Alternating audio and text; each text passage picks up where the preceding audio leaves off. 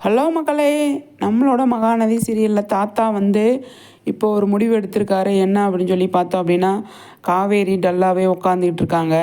அந்த இடத்துல வந்து அவர் என்ன பண்ணுறதுன்னு தெரியல. விஜய் வந்து வெண்ணிலாவை கூட்டிகிட்டு வந்துட்டு அவர் வேலையை பார்த்துட்டு இருக்கார் இல்லையா? அதனால வந்து இதுக்கு நம்ம ஒரு முடிவு கட்டணும்.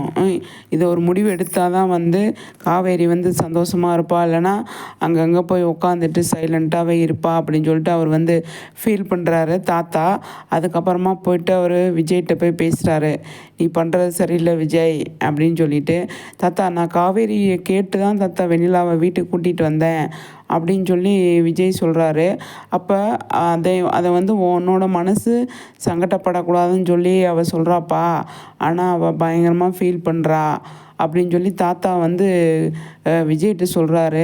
என்ன தாத்தா சொல்கிறீங்க அப்படின்னு சொல்லும்போது, ஆமாப்பா அவள் எப்போ பார்த்தாலும் டல்லாகவே இருக்கா, எங்கேயாவது போய் ஒரு இடத்துல உட்காந்துக்கிறா அப்படின்னு சொல்லும்போது, சரிங்க தாத்தா விடுங்க, இப்போ வெண்ணிலா வீட்டுக்கு கூட்டிகிட்டு வந்துட்டோம் இல்லையா, இப்போ வந்து நான் காவேரியை நான் பார்த்துக்கிறேன், நீங்கள் ஒன்றும் கவலைப்படாதீங்க அப்படின்னு சொல்லி விஜய் வந்து தாத்தாட்ட சொல்லிடுறாரு.